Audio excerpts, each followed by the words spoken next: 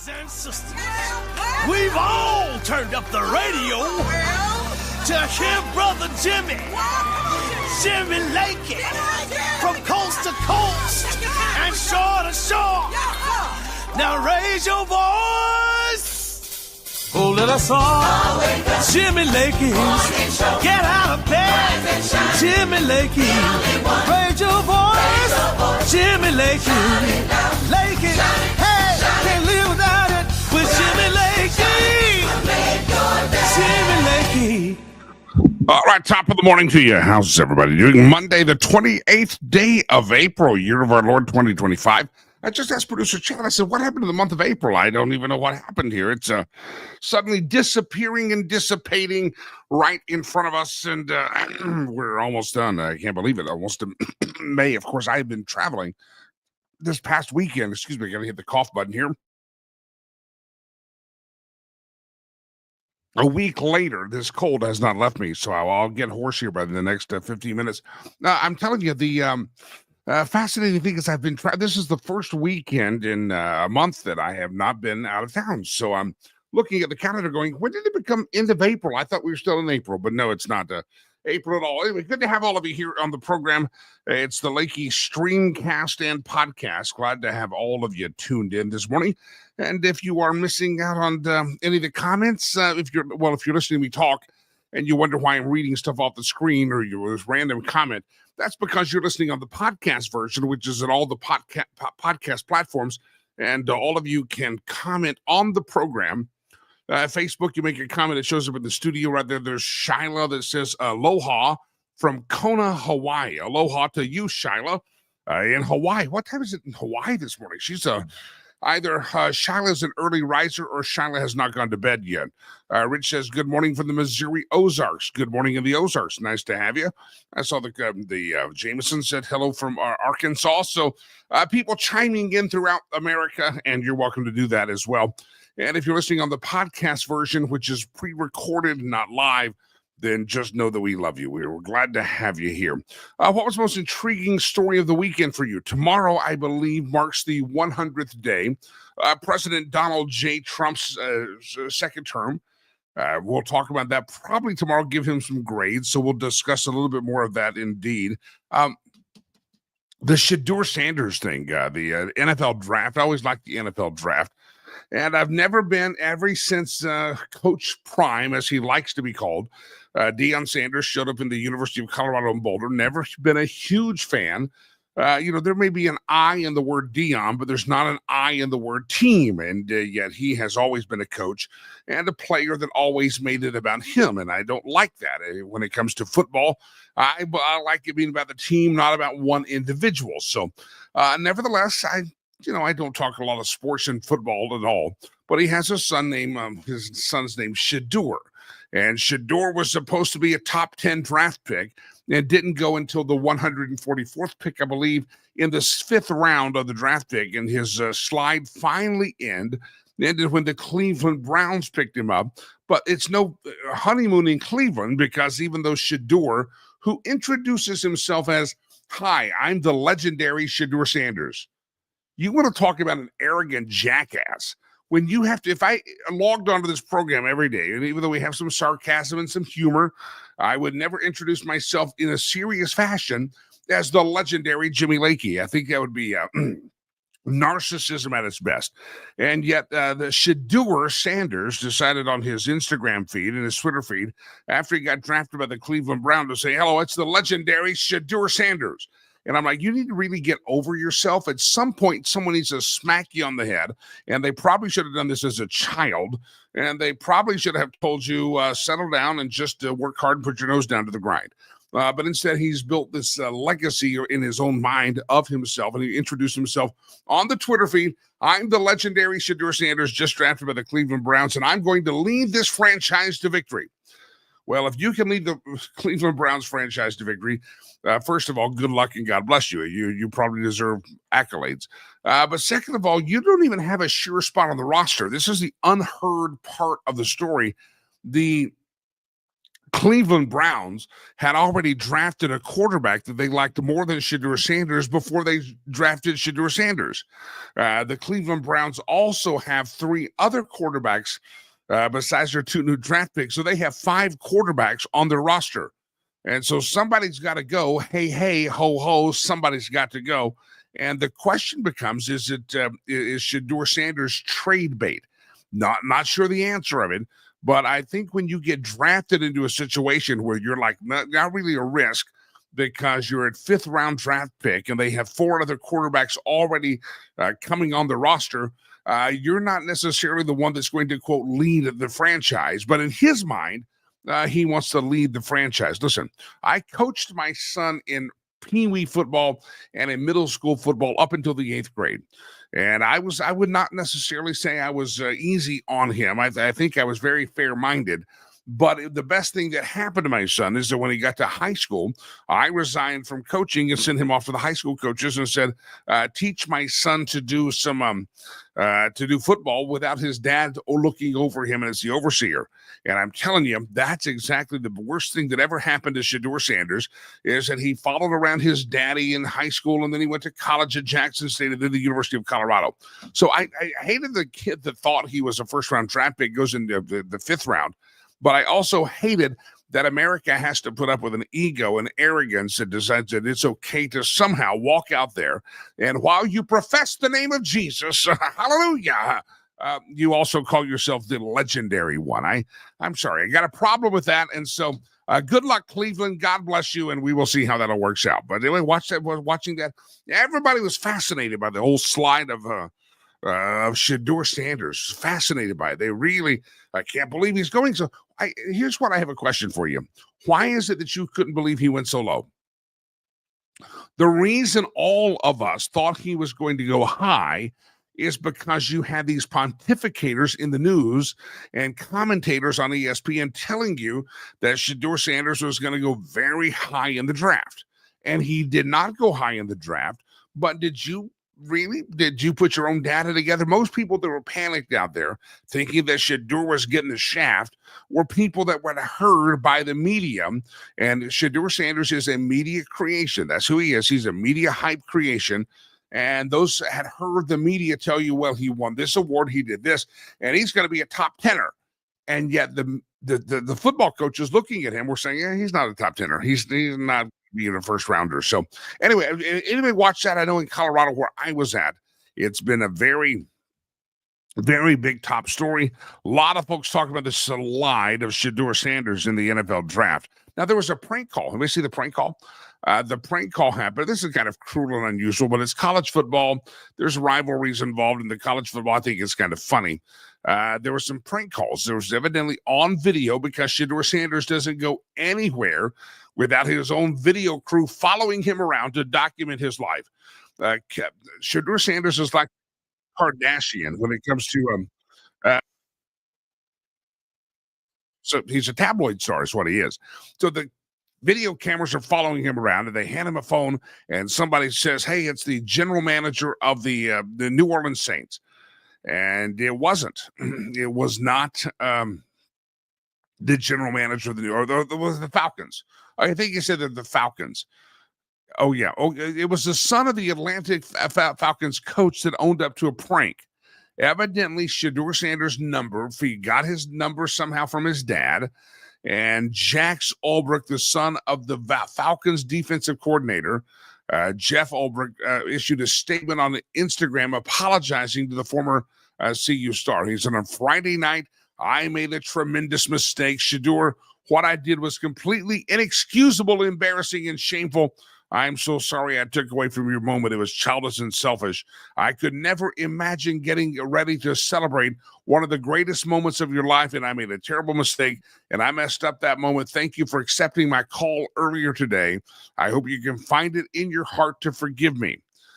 What he did, Jax Ulbrich, the 21-year-old son of defensive coordinator Jeff Ulbrich, unintentionally came across the draft pick's phone number on an open iPad while visiting his parents' home.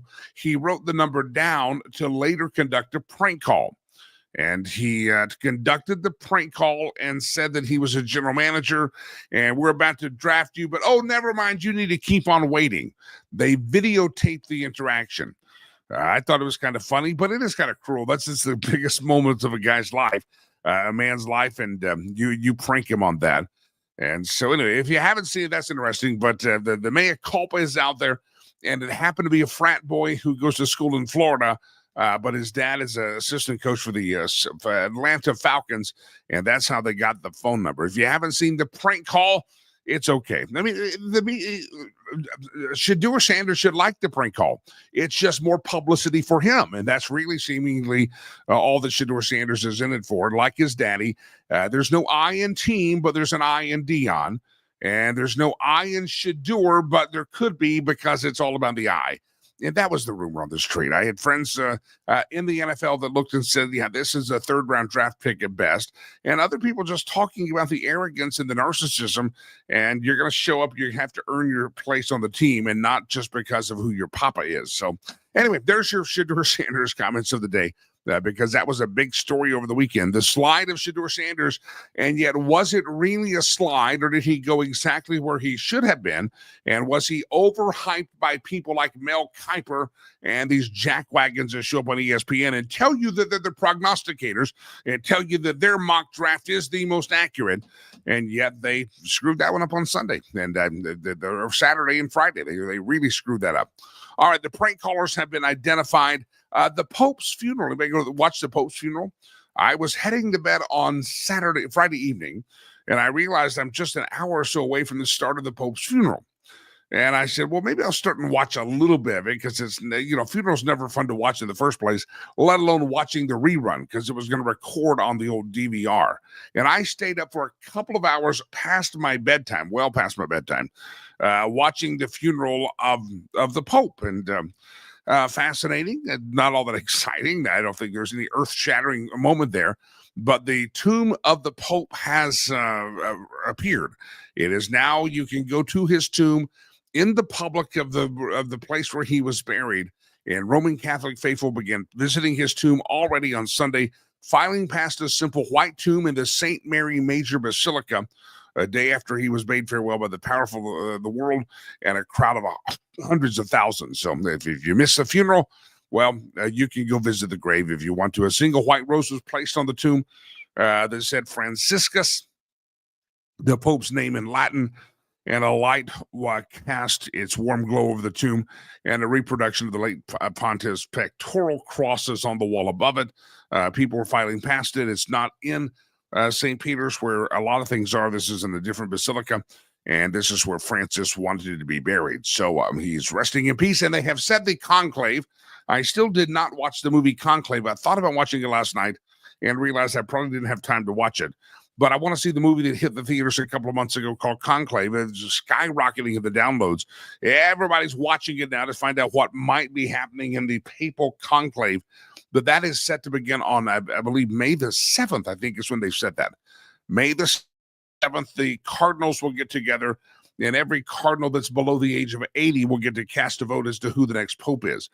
You kind of start wondering if there's anybody in this the pregame that's like Shedeur Sanders for popes. They're like, oh, he's going to really do well. He's going to be in the top 5. And then behind closed doors, you'll find out that the Cardinals were really never thinking of Cardinals so-and-so before. So I don't know enough about the Cardinals to prognosticate, but I'm sure that there will be a lot of media coverage as to who the top 5, top 10, top 3 draft picks are for the Cardinals job.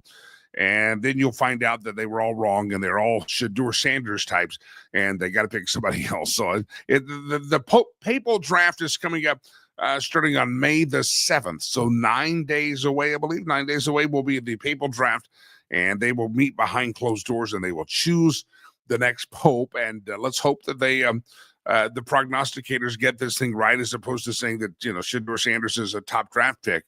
That's not the case. Not the case at all. So beware when the media tells you who the top draft picks are when it comes to the papal thing, because they've been wrong before, my friends. They've been wrong before. They also told you that Joe Biden was sane and right in the head, and that Kamala Harris was a legitimate intellectual feature in American politics. We know that was not the case as well. All right, ladies and gentlemen, let me welcome into the program from the Mises Institute.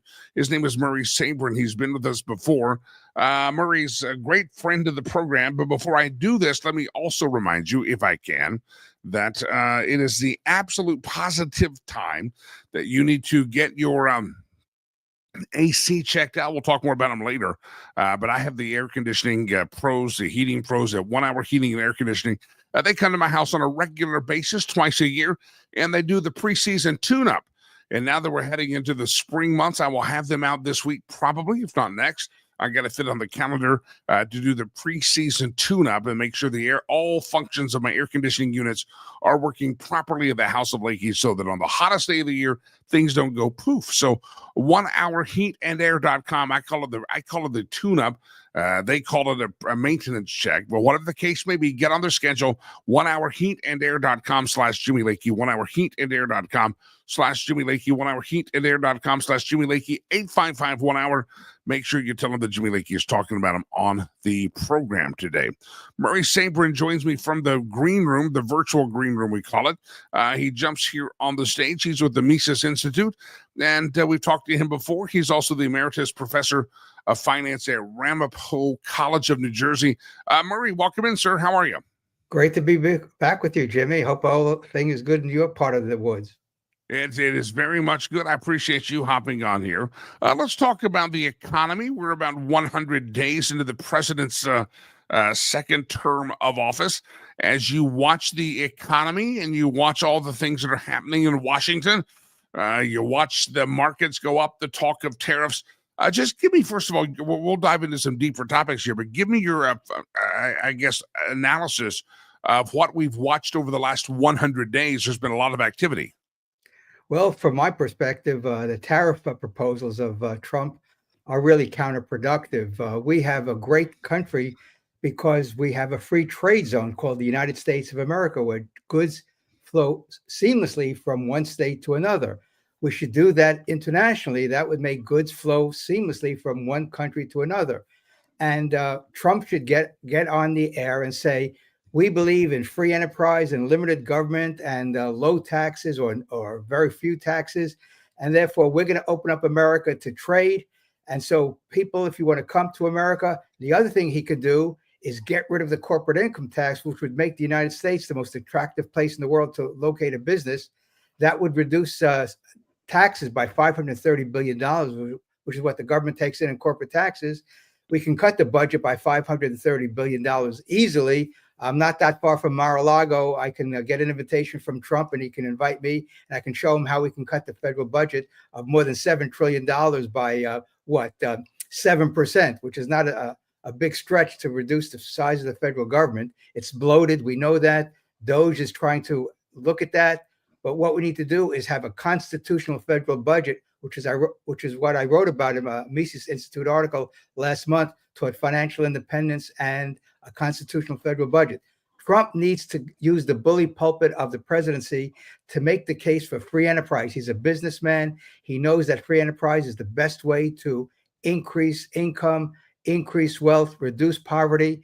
And he should use those principles that the Mises Institute has been promoting for 40 years, more than 40 years, and make the case to the American people. We need to downsize federal government. That would benefit everybody who wants to work, open up a business, and trade with everyone in the world. Let me ask you about back to the tariffs. We'll get to some more topics here in a moment. Other countries, though, have not given us as easy access to their trade platforms into their country. Do you think that he's right by starting conversations about, hey, if we're going to give you easy access to America, you've got to give us easy access to your markets? Is he right to start that conversation, or does that not matter?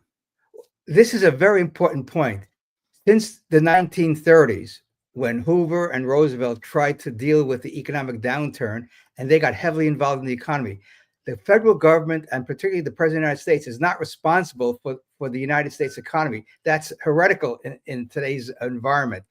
The free market economy is what makes goods and services available at affordable prices to the public. What Trump should say is, we don't like tariffs. Your people are hurt by tariffs. Our people are hurt by tariffs, so let's get rid of them. And I'm going to start the ball rolling by reducing taxes as much as possible, because tariffs are the purview of the Congress. It's right there in Article 1, Section 8, that taxes and import duties are the responsibility of Congress, not the President of the United States. So he should bring in the leaders of the Congress on both sides of the aisle and ask them, what do you think we should do with this? And the consensus will be, well, we've got to protect American businesses and workers. That's not the responsibility of the federal government. There's nothing in the Constitution that says the federal government is responsible for jobs in America or keeping America manufacturing in good shape. That is the job of the entrepreneurs, the men and women who run big businesses and who own the mom and shop stores on Main Street.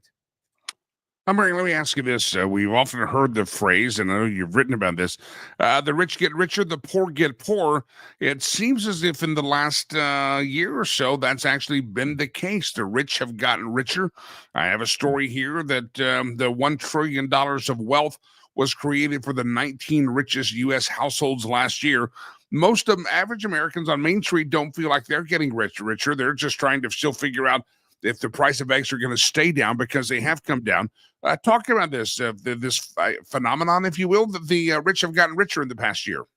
Well, that's because the Federal Reserve increases the money supply, prints money in effect, and that money goes through the economy, particularly the financial markets and real estate. And who owns most of the stock? It's the top 10%, even in the 1%. So their asset values go up, and therefore their net worth goes up. This is a very simple explanation of why the rich get richer. Some people get rich because they're providing great goods and services in the marketplace. The high-tech companies, the biotech companies, all these software companies that are out there, e-commerce companies. But in general, when asset values go through the roof like they've had in the United States literally for decades, it's because the Federal Reserve increases the money supply, and that money raises asset values. I'm here in Southwest Florida, Jimmy, and housing prices in the Naples area are mind-boggling. I think the average price is over $600,000. There are estates in the newspaper that sell for $10, $20, $30 million. It's just mind-boggling how much money is in the hands of in the pockets of people, not because of their great achievements for the most part. It's because the Federal Reserve does something that we can't do. It creates money, and when you create money, that money goes into various financial markets and real estate markets. That's what happened in the 1920s when you had the roaring 20s, the stock market boom, and the housing bubble, and we know how that ended. So we are on the path to a major correction in these markets. The question is, no one knows exactly when it will occur, but the day of reckoning is coming, like it came in October 1929, where we saw the beginning of the correction of the excesses of the 1920s. So we're no different than what happened in the 20s, except this is taking place over many, many decades. If you're listening to the podcast version later in the day and not watching this live, then you're going to hear the voice. You're hearing the voice. Murray Sabrin, PhD, is the Mises Institute Associate Scholar, Emeritus Professor of Finance at Ramapo College of New Jersey. Dr. Sabrin most recently published a memoir called From Immigrant to Public Intellectual, An American Story. Murray Sabrin is my guest. That is the voice you are hearing. Murray, you mentioned the Federal Reserve. The president, Donald Trump, has expressed his disdain and displeasure with Jerome Powell, the chairman of the Fed, says that if he really wants to, he'd fire Jerome Powell, even though Powell's got another year or so left on his term. Give me your thoughts. You mentioned the Federal Reserve printing money. Is the Federal Reserve also a little bit too slow on the draw when it comes to interest rates? Well, here's the problem. When the Federal Reserve manages interest rates, there's no authority for them to do so, as far as I can see. And that's what causes the inflation and the boom bust cycle. When it prints money, it buys assets from the banks. The banks sell bonds and other assets to the Federal Reserve. So the Federal Reserve has more assets. The banks have more money. What does it do with that money? It lends it out. How do you lend out more money? You drop interest rates. And that's what causes the boom bust cycle. I wrote about that, called Navigating the Boom Bust Cycle, and plus my other book on the Federal Reserve. What Trump is asking the Fed to do is what got us into this mess in the first place, with inflation and distortions in the economy. By lowering interest rates lower than what the market would otherwise want, he's calling for the Fed to create another boom bust cycle. This is not what the Fed should be doing. It should be neutral in terms of interest rates, just as interest rates in mortgages and long-term Treasury securities and bonds, corporate bonds, are determined by supply and demand. Supply and demand should determine short-term interest rates. Instead, Trump wants the Fed to lower interest rates below what they otherwise would be, and this is a prescription for another round of inflation. Some people have said Jerome Powell is pretty political in his own right. Do you agree with that? Trump says he's played politics before the election by making an interest rate cut, trying to help Biden out. Is the Fed too politicized anyway? I mean, is Trump just asking them to play politics for his team, but they've been playing politics for the other team? From my reading of the Fed history, the Fed has always been politicized. Johnson tried to get the Fed to lower interest rates in 1966, when the Vietnam War was ramping up and spending was going through the roof with the Great Society program. Nixon wanted the Fed to lower interest rates for his reelection in 1972, and Arthur Burns, the chairman, accommodated him, and we got the double-digit inflation of the 1973-74. So the Fed follows what the president would like the Fed to do. And this is why we should end the Fed, as Ron Paul wrote in his book, End the Fed, Murray Rothbard, The Case Against the Fed, and my book, Why the Federal Reserve Sucks. It causes boom, bust, recessions, and enriches the 1%. The Fed is a political institution because it was created by Congress. So whenever the Congress does something, it's by definition political. And the Fed is basically a cartel of the bankers, because the bankers know they have an unsustainable business model because they borrow short and lend long.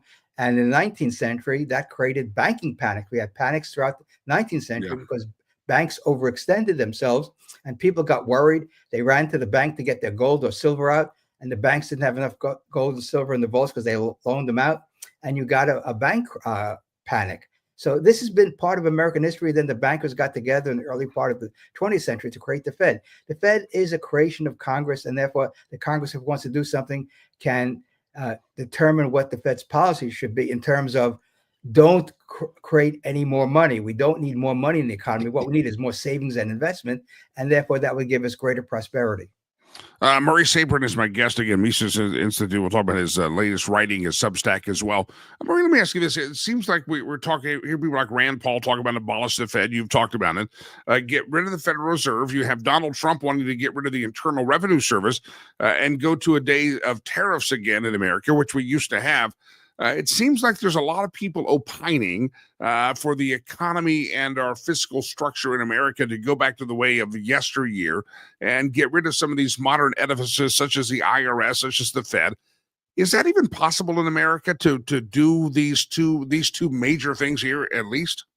Well, you can do it, Jimmy, if the president speaks directly to the American people and quotes Thomas Jefferson, quotes Grover Cleveland, who during the Depression of the 1890s, when he was handed a bill to provide unemployment insurance to the American people, he said famously, and I think I'm paraphrasing, it's not up to the government to support the people, but up to the people to support the government.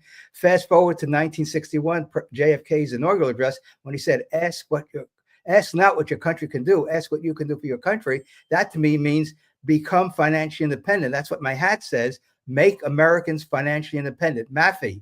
And so what we need is a change in culture in America.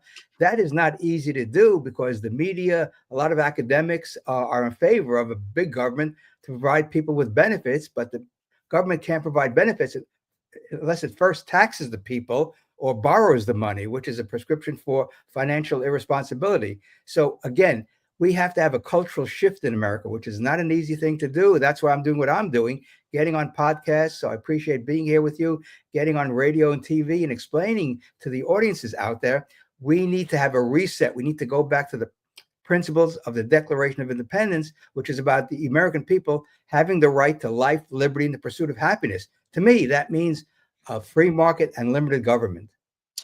Murray Sabrin, it's always a pleasure to have you on here. I appreciate the thoughts, and you have a book called, a memoir called From Immigrant to Public Intellectual, An American Story. For those that maybe are new to this program or new to hearing your voice, Dr. Sabrin, talk about your story that's told in the book and the memoir, From Immigrant to Public Intellectual. Well, I came here with my older brother and parents in August 1949. We were in West Germany, where I was born, right after the war. My parents were the only ones in their family to survive the Holocaust in their native Poland. My father was a partisan commander. He led 230 people fighting the German army in his native Poland. We came to America. We lived on the Lower East Side of Manhattan in a $26 a month railroad apartment with a bathroom in the hallway. And that was my introduction to living in America. My father was working in a pencil factory, $1 an hour. Then I got a job in a sheet metal factory, $3 an hour.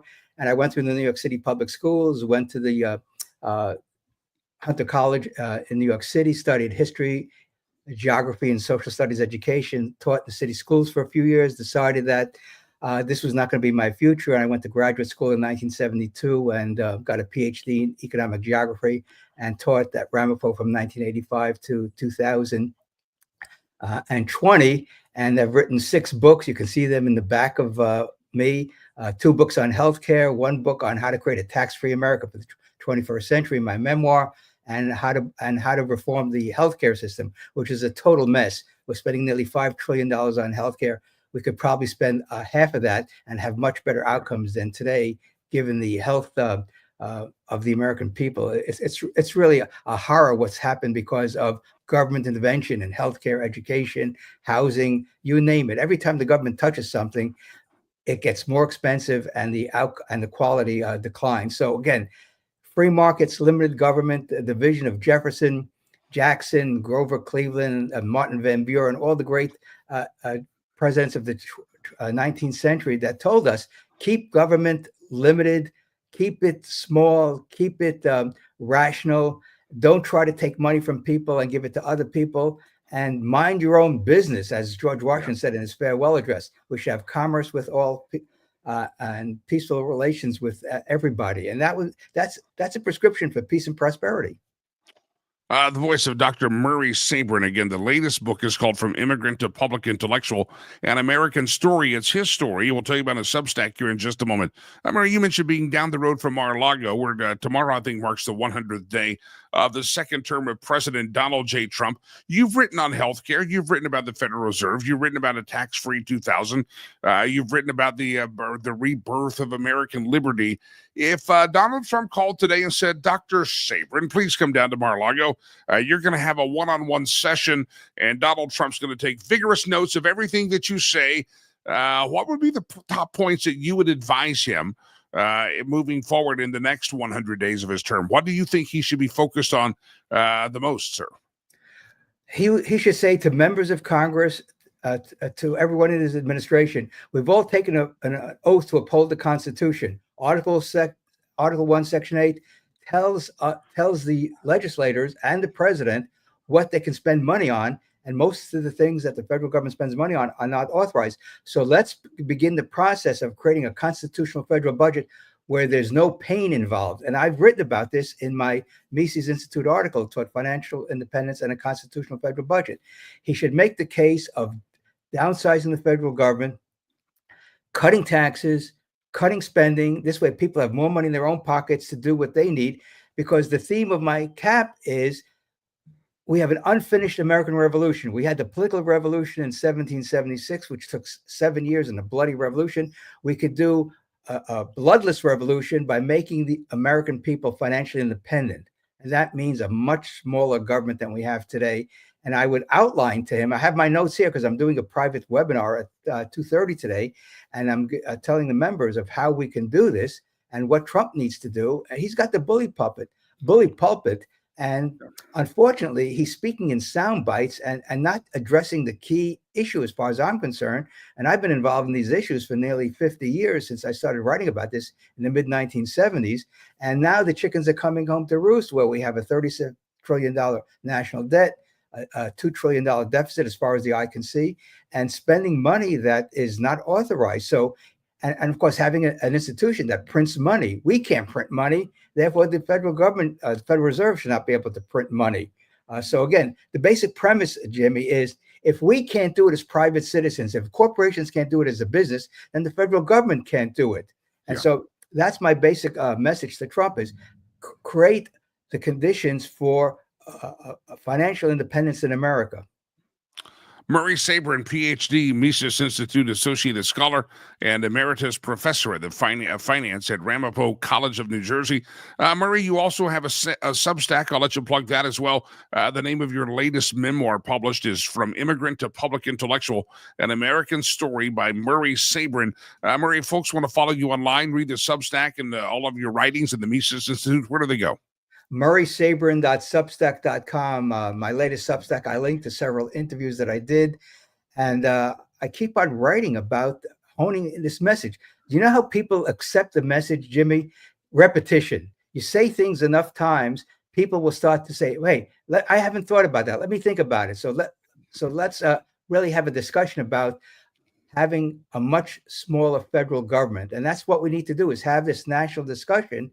And so I appreciate the opportunity to get to your listeners with the message that is right there in the Declaration of Independence and in the Constitution. So why people are ignoring it is something we should be discussing from coast to coast.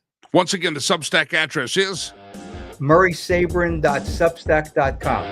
murraysabrin.substack.com. Murray, I appreciate your time, or should I say Dr. Murray Sabrin, my guest. Always a pleasure to talk with him from the Mises Institute. Everybody stand by. There's the bumper music. That doesn't mean we're going bye-bye. That means we're going, let's pay some bills. Let's gin up some business for some great sponsors. What do you say? It's called a commercial break. But don't worry, my friends. I'm not even going to leave the chair. I'm going to sit here and listen to it just like you are. Stand by. Lakey. Lakey is unleashed. Stick around. More to come. 1 Hour Heating and Air Conditioning is on call 24/7, even on weekends and holidays. We pride ourselves in our on-time guarantees. In addition to installation and repairs, we offer maintenance services. So no matter when you need us, you can always count on 1 Hour Heating and Air Conditioning to keep your system running. Check out our family of brands for all of your service needs, including electrical and plumbing. 1 Hour Heating and Air Conditioning. How you holding up? Nothing wrong with getting help. If I promise to look into it, will you drop it and help me build this fence? Now you need my help. If you or a veteran you know needs support, don't wait. Reach out. Find resources at va.gov/reach. All right, here I am. I told you I was never leaving the chair. I never left. I sat here right here the entire time and listened to the commercials just like you did. Corey Clinton, 1 Hour Heating, Air Conditioning, great friends. And again, this is a great time of year to get on their schedule and do what's called a maintenance check. And that's where they come out to make sure that the air conditioning is going to work the hottest days of the year. I had one time that I had a major breakdown. I did do a maintenance check that year, and a major breakdown. Had some house guests came into town. They were going to stay with us. And the air conditioning went out. I ended up spending a lot of money buying hotel rooms for everybody because we weren't going to stay in my hot house because the people I used at the time before I met Corey Clinton were not available. It was a holiday weekend, and I didn't want to pay the 24/7 service charge that sometimes people have. Anyway, 1 Hour Heat and Air is who I use anytime, day or night, 24/7, 365. If there's a comfort issue when it comes to my HVAC systems, Corey Clinton, the team, that's who I'm going to make the call from. So wherever you're listening to the program, if you're listening in Colorado and you're in that I-25 corridor, even further east out towards the Eastern Plains, feel free. They have a very big coverage area and they can take care of you. 855-1-HOUR, 1hourheatandair.com/Jimmy Lakey, 1hourheatandair.com/Jimmy Lakey. Hey, can I invite you to something? May the 17th, we're having a very nice gathering. And it's not just a gathering, it's a casino gala. And it's benefiting the charities that we talk about here on the program. It's called River's Promise. And this is presented by Budget Home Supply. And it's a casino gala at the Omni Interlaken Resort, which is the Omni Hotel in the Denver Boulder area. Great hotel. There's even special room rates if you want to make a weekend of it or a couple of days of it or just one night of it. A casino gala, there's going to be live music with Derek Evilsizer, who I think is probably the best Frank Sinatra impersonator Frank Sinatra singer you will ever find. He's fantastic. He'll be performing live. There's going to be food there. It's all included as part of the ticket. You get several casino chips, and you're going to play games all night. And they'll teach you if you have games you don't know how to play at the casino. It's all for fun. It's just all educational and for fun. This is not a gambling event, so don't worry about that. But this is just a fun casino night, casino themed. Some people will show up. Some people will show up in their Vegas best. Some people will show up casual. We always give a prize out for best dressed. It's going to be a great event, and the price is going to go up soon. I'm going to say this again. The price is going to go up soon. Let me say this again. The price is going to go up soon. So what you need to do is get registered today and plan to be part. It's a Saturday night. It's right in the Denver Boulder area. And it's, again, if it's too far for you to drive, then stay a night. When you register, you'll get a link to a website where you can book discounted rooms there at the Omni Interlochen Resort. It's a great place. This is going to be an indoor-outdoor event. There's an outdoor pavilion we'll be in. Great fire pits overlooking the swimming pool of the resort. It's a beautiful scenery, beautiful setting, and we want you to be there. May 17th, coming up just a few weeks away. And because of that, you need to get registered and get registered ASAP.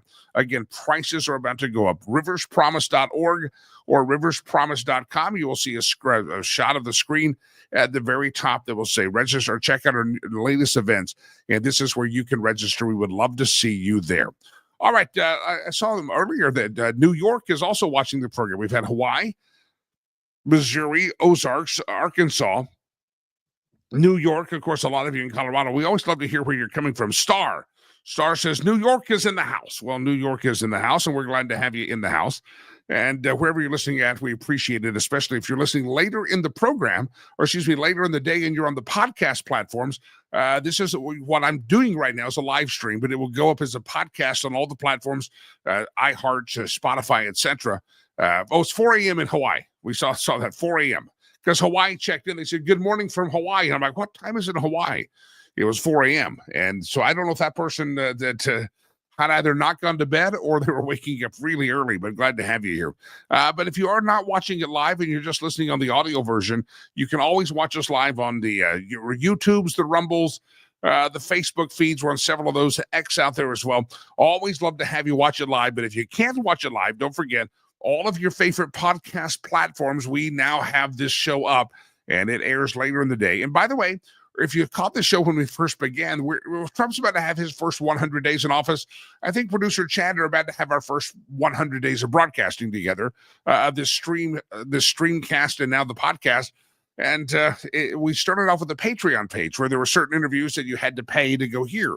Well, there's no more of that. We have done away with Patreon as for a subscription model, and everything's going up on the favorite podcast platform. So if you've missed any of the big interviews, because I do the show a live one, and then I also do long form interviews throughout the course of the week with guests that maybe want to spend 20, 30, 45 minutes, an hour together and interview them on various and sundry topics. And those are all up there now.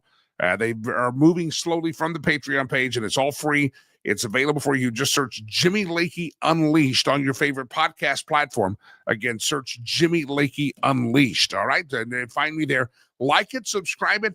And if you missed the program at all, in any form, you can always go back and just listen to the audio only. And believe me, you think I look pretty, you ought to hear what it's like to be in a nice room with a fine drink and a cigarette and listen to my voice. That in the, you think looking at me is a temptation for some of you in stumbling in your walk with the Lord? Yeah, you put on some soft music and listen to me just do the news in a quiet room, just the voice. I've heard that some people have also stumbled in their walk with the Lord then. And I apologize. I'm not trying to tempt you. I'm not. It's just so natural. It just comes it oozes off of me. The temptation just fills up there.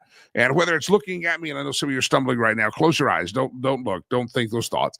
Don't think those thoughts. And some of you just listening to the program are going, whew, I need a cigarette and a towel. Well, God bless you. And it happens. I can't help it. It's a gift that I have. It's a gift that keeps on giving, and you're welcome.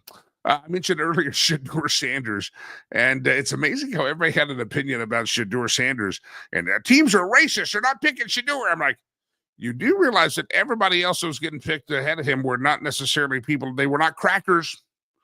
A lot of the top picks were not crackers, so I don't think you can say that Shedeur not getting picked was a snub to people of color. You can't say that at all. It's a dumb argument. It's an intellectually shallow argument. I think what you can say is what some of us in Colorado knew is when you had news stories of an arrogant athlete that drove around on campus with a Rolls Royce and was noted for saying, I'll park where I want. I have NIL money, F you, and I'll pay the parking tickets. He was known to be a troublemaker. He was known to be a self-righteous, narcissistic asswipe in Boulder. And no one that I know has ever said, oh, he's just a really great guy. No, he was a jackass. He was a jackass and arrogant guy. And supposedly that's what the rumor is, that he showed up for these athletes' interviews, and coaches were like, wow, dude, you want to play for us? We don't want this drama on the team. And then you have Daddy out there.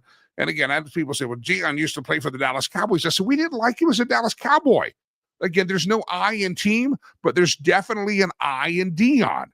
And the University of Colorado will rue the day, in my humble opinion, that they got in bed with Dion, because I just think it's long-term. A lot of times flash and bling is real good up front, but after a while it wears on you. And I think that's what the NFL had with legendary Shedeur Sanders. And I was feeling kind of bad for the guy. Like, okay, he's been told his whole life that he's the fourth part of the Holy Trinity when it comes in football, and he probably should just go to the Hall of Fame before he's ever played it down. And Ray says it right. Shedeur has baggage that comes from him, his dad, and his attitude. Yeah, those are his. Anytime you are out there and you were identifying yourself as the legendary Shedeur Sanders, and I just think that I want to watch what happens. I want to watch this play out, because he got drafted to Cleveland, and this is a place that his dad said a couple of years ago, if I were a young player getting drafted to Cleveland, I'd probably not go. So they know to hate Cleveland, and yet they had to go to Cleveland. What they call the mistake by the lake. I'm not. I've been in Cleveland once, but it wasn't bad. I was there for the Republican convention. That was Cleveland, right? A couple of 2016 was it was Cleveland, right? Not Cincinnati. We were in Ohio doing the show there. Okay, so I just think it's going to be interesting, because he puts out this Instagram feed or this Twitter feed, and it says, "I'm the legendary Shedeur Sanders, and I'm coming to Cleveland and going to save your ass and lead this franchise out of the gloomy days of yesteryear." How do you know you're going to leave the franchise? You don't really even have a spot on the team. I don't know if the legendary Shedeur Sanders realizes it, that they drafted another quarterback before they drafted the legendary Shedeur Sanders. They also have an old guy named Joe Flacco on the staff. They have a couple of other quarterbacks there. And so there's 5 quarterbacks on the roster now. And so Shedeur Sanders coming at it again saying, I'm legendary and I'm going to lead the franchise. You might want to try to make the team, Shedeur. You might want to make the team first. And again, I'm sure he probably will, but you might want to focus on, rather than talking about what a leader you are, of leading a team and leading a franchise, you might want to learn something about just being a teammate. Just be a good teammate. That's all you got to do. Anyway, I don't like the narcissism this year. And again, I'm starting to feel bad for him, going, okay, if it's my son that thinks he's going in the first round, and maybe the second round, but now we're at the 5th round. We're the 3rd day of the draft. I'm thinking, well, I just want to hug my son and tell him it's going to be okay and get better. And then when I saw the arrogance and the narcissism of this guy that says, I'm the legendary Shedeur Sanders, I'm going to Cleveland. Didn't you learn anything that maybe the reason you went the 5th round is because you're an arrogant jackass? I mean, is there any lesson for this guy to learn? I believe this immediately and truly and deeply, and I think we've seen it with some of the people that have the Trump derangement syndrome, that pride comes before your fall.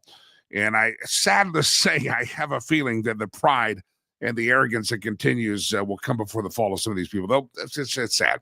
Anyway, that's just my thoughts. Shedeur Sanders, Rich says, privilege at its best, at its finest. It really is sad. Just watching the guy. Some things overshadow the football prowess that you have, is just the arrogant of referring to yourself as legendary. Listen, we have a lot of self-deprecating humor on this show. I may say that I cause you to stumble in your walk with the Lord, but I think most of you know that we kind of laugh at that because, well, first of all, it's true for some of you, but it's also kind of funny because later on I'll come back and have some self-deprecating humor.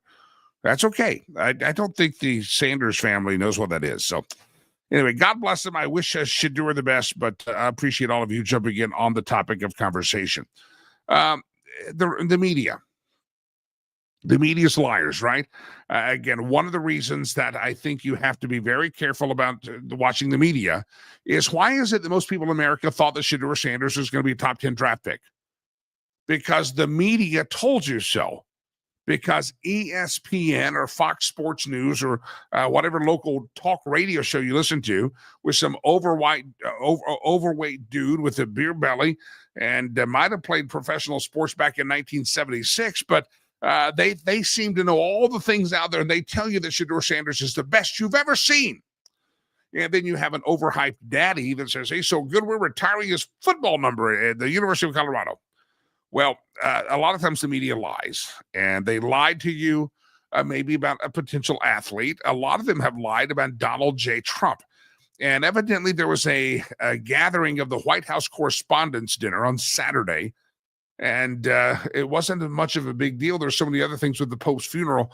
A lot of folks didn't know that the White House Correspondents' Dinner happened, but journalist Alex Thompson stood on the stage and talked to the White House correspondents at dinner, and he called them out, and he basically said, you guys have lied. We, meaning the media, has lied about Joe Biden, and we should be ashamed of ourselves. Let me play a snippet of that. Again, this is an Axios reporter calling out the media for the lies they told, covering the story of Joe Biden. And again, the way they will tell you that Shedeur is a first-round draft pick is the way they'll tell you that Joe Biden is a healthy man and he's running circles around the interns here. Always be careful, always question them, because a lot of times what they're doing is not journalism, it's propaganda. Watch this. This is at the White House Correspondents' Dinner being called out by a member of the media for the lies they told you about Joe Biden. One serious note. To my bones, I believe that reporting and the White House Correspondents Association is as necessary as ever. President Biden's decline and its cover-up by the people around him is a reminder that every White House, regardless of party, is capable of deception. But being truth tellers also means telling the truth about ourselves. We, myself included, missed a lot of this story, and some people trust us less because of it. We bear some responsibility for faith in the media being at such lows.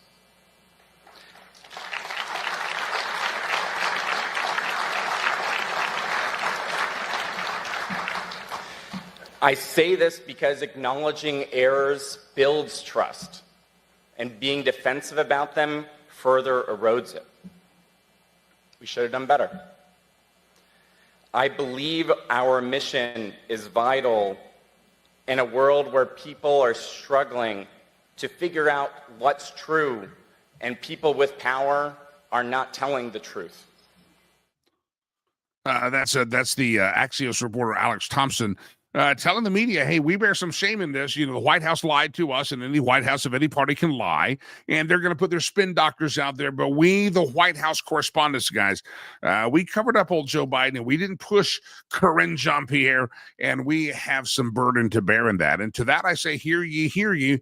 You are absolutely correct. And not only did they not report it, but anybody that did report it, I'll read the Scott's question. Hang on. The question on the screen. Question from last segment. Are there any countries in the world that are financially stable? Probably not. We have a world economy that's screwed up. That's a great question from Murray Sabrin. Scott, next time I ask him, I will ask him. I think it's not a matter of whether they're stable. It's which one is more stable than we are, and we're not very stable because we have Steve Laffey says there's a correction coming, and we're going to have to just yank the Band-Aid off and get it over with, or it's going to be a Greek-like fall because we're spending money we don't have. So there's a great question, Scott. Sorry I didn't get that in there when Murray Sabrin was on the program. So all the point of the Alex Thompson interview or the conversation, the speech is that the media lies to you. They've lied to you for years about Joe Biden. They've lied to you about Russia. They lied about Donald Trump. They lied about Dr. Fauci. Just go through the list. You sit there one day when you get a napkin or whatever you have to write on and just start writing the things that you know the media has lied. They've lied about the vax, the booger cootie virus, the Pfizer. They lied about they lied about the booger cootie virus itself. They lied about the origins of it.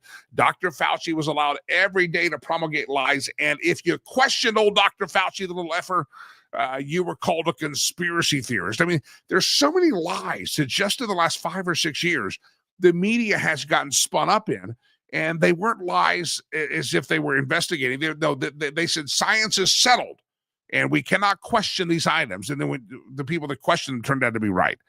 And that's Joe Biden. So if you're going to believe the media when it comes to reporting that Shedeur Sanders is the best football player ever made in American history, then you're wrong, because the media has also told you that Donald Trump is the most evil person that ever walked the face of the earth since Adolf Hitler. And I think most Americans know you don't have to like him, but he's not what they say he is. So you can't trust the media, Alex. And I know I appreciate you saying that from Axios, but you're right. You guys are complicit, and I'm not even sure how long it takes you to get your reputation back if you ever do. I think a lot of these news rags need to just shut their doors and go home. Absolutely. Bye-bye. We won't miss you at all. We shall not miss you. All right. We're running short on time here. We did this story last week, right? McDonald's is adding a new menu item, and it's a menu item of chicken strips or chicken nuggets. They have the McNuggets, now they're adding chicken strips. I'm baffled by this. How many stores can sell coffee, right? You thought Starbucks, how are they going to make a living selling your cup of coffee? Then you realize they do. And people pay $5, $6, $7 for it. And then you have all these little drive-up coffee shops that are circulating in every city across America. There's a lot of market for coffee. And you sit here and go, there's a lot of market for chicken. You have the Chick-fil-A people that do a great job of chicken strips. And then you have the Cane's chicken. But outside of the people that call themselves specialists in chicken, I've never enjoyed the chicken from other locations. For instance, the Wendy's chicken nuggets are okay. They say they're all white meat, but they're just not the same. It's almost like they took them from the freezer, put them in a bag, and fried them. So McDonald's is adding more chicken. And here's what my thought on that is. It's different than the McNugget. The chicken McNugget has a unique flavor, and I'm not even sure what's in it. I'm not sure if there's a mac or a nugget or a chicken. I'm just not sure, but it's a unique flavor. But what McDonald's is doing is adding more chicken to the menu. And I would say before you add more chicken to the menu, maybe you should perfect the chicken you already have. And I asked this last week, and I thought this through. Is there anybody out there that is going around and saying, wow, I sure hope to go to McDonald's and get a good chicken sandwich today? Nobody says that. Now, you might get hungry for a Chick-fil-A sandwich. You might get hungry for a Cane's chicken strip meal or something like that. In Texas, when I was down there, there's several other little local chains that sell chicken strips. And so there's a market for chickens. But I'm telling you, I find it interesting that McDonald's is out there going, we're adding more chicken to the menu. And I'm like, before you add more chicken, you might want to perfect the chicken you have, because the chicken you have is not all that great. I was at the airport flying through Dallas the other day. And at the terminal, I was at Terminal E. There's a Chick-fil-A. And because I was not there on a Sunday, I was there on a Monday, the Chick-fil-A was open. And I got off the plane, had about an hour to take a connector flight.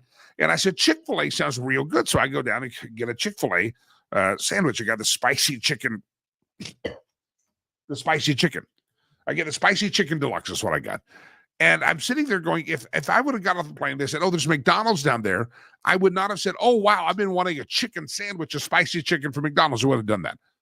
So anyway, I just think it's interesting that McDonald's is making news that they're adding more chicken to the menu. And I'm like, you might want to get the chicken you have right on your menu, get that right, and then before you add more chicken, or maybe make a better hamburger. Is it just me, but McDonald's burgers game has gone way down, or maybe there's a lot of competition out there. All right, ladies and gentlemen, I want to remind you about Sherry Cree, homeswithsherry.com, homeswithsherry.com. If you're thinking about real estate right now, maybe this weekend you said, you're looking around the house and go, maybe we should downsize. Maybe we should upsize. Maybe we should talk about our financial plans when it comes to building generational wealth with real estate.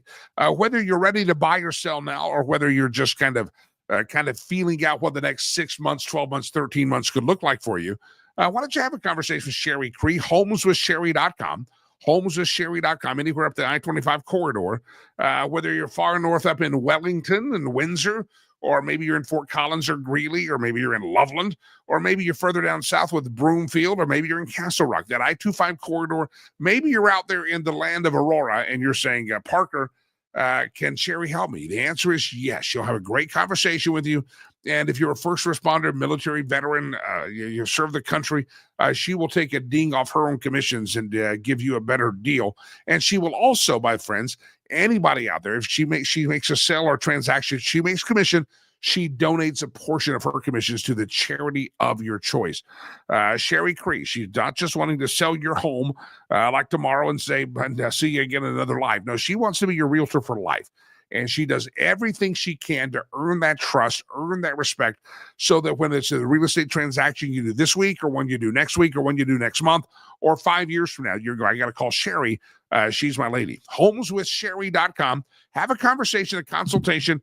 If you've ever wondered, how is it that some people seem to accumulate wealth via real estate? How do you get in the rental property business? Maybe there's a distressed property at the end of your street. And you're like, what if I could buy that on a short sale? You've got some ideas in your head. These are great ideas because real estate can generate generational wealth, and Sherry Cree wants to help you do that. Homeswithsherry.com, homeswithsherry.com, homeswithsherry.com. Be sure to tell her that me, Jimmy Lakey, talking about her on the radio and the television show and the podcast and the streamcast. Homeswithsherry.com. Next week, I'll get Sherry back on to talk about the month of May, heading towards the summer months, but homeswithsherry.com. And always love to talk to her, and you will want to talk to her as well. Homeswithsherry.com. All right, you hear my voice is starting to get raspy. My cough is coming back. It's allergies for the most part, and a little cold. The cold's over with. I think now we have the remaining allergies. The globe in my hand is a symbol of the world that we make a better place by doing this program. It's also a symbol, my friends, that we are going to do a meme roulette. Stolen meme section of the show, which means we go around the globe and we steal the best memes that producer Chad and I find, and we put them right up here on the screen because we're too lazy to make our own. Ladies and gentlemen, when you have been unleashed from the confines of corporate radio, as I have, and that's why we do the Lakey Unleashed podcast and streamcast, we have also been unleashed from the confines of making our own memes, which we never did. We're just lazy like that. We have other things to do. And so we steal memes. It's a stolen meme section of the show. You say, what does the globe have to do with that? Well, here's what we do. Everybody say it with me. Round and round the world we go, where we steal the memes from. No one knows. First meme of the day. This is so true. If you're listening, you're going to miss this. I don't know what I just did. Okay. Oh, sorry, I screwed something up. Okay, we really thought we were something when we went from this to this. And if you're listening on the podcast version, there's a phone that's hung on the wall with a long cord that you can stretch and you talk with that, avocado green or that lemon yellow phone. And we thought we were really high rolling when we went to the cordless phone on a base station with an antenna. Boy, we thought we were high rolling then, didn't we? Yeah, we thought we had really hit the jackpot. Wow. We went from that to that. That's a big time right there. That's a symbol of wealth. Here we go. Round and round the world we go. Where we steal the memes from. No one knows. Here we go. Oh, here we go. This is a Babylon Bee headline. FBI agents discover 17 more illegals hiding in Judge Dugan's robe. Anybody see that fat judge? The fat judge, she was in Wisconsin. And I guess Friday during the show, she got hauled out of the courtroom because ICE had come to arrest a guy that had been convicted of a crime in her courtroom for a hearing. And she said, go down the hall, talk to the senior judge. And while they were doing that, this big tub of lard decides to let the illegal out a back door into a private exit. And ICE had to go chase the guy down the street. And the FBI says, you just can't do that. We're here to make an arrest. We have a legal right to do this. This guy's a criminal. And the judge aided and abetted him. And what I thought was funny is I saw her and her. I'm not here to. Yeah. Well, she's a large woman. She was blubbering in the mugshot. She's all teary, and I'd be teary as well, I'm sure. But you ask her. You're the judge. You're supposed to be the smartest among us, and to think that you're going to get by with letting a criminal out the back door of the courtroom so ICE can't find him. I'm sorry, you kind of get what you deserve, and you look pretty good in orange. Not really, but it's gonna look good on you. Round and around the world we go. Where we steal the memes from, no one knows. I've always wondered what that was for. That thing above your console, above the lights in your car, that you're supposed to put your sunglasses in there. Does anybody ever put their sunglasses in there? I've never found a pair of sunglasses that fit it. Well, here's a photo that we're watching here, and the guy's got a taco holder. I may try that today. I'll stop by the Taco Bell and see if my taco will fit in there because my sunglasses don't. Round and round the world we go. Where we steal the memes from, no one knows. 2 more memes. Back in the day, we ate ice cream out of a toilet paper roll, and we did not complain. Anybody remember that ice cream cone? It's a toilet paper roll. Or it's a push-up, a pop-up. I don't know. It was a push-up, something. Yeah, I remember the ice cream truck would come. Last one, round and round the world we go. Where we steal the memes from, no one knows. Thank God they put up a cone. There's I would have driven right into that mess. There's a picture of some tumbled trees, and they have put up a cone to hide it. And yeah, you would run. You got to see it. You got to see it. That's a live show thing. Live show.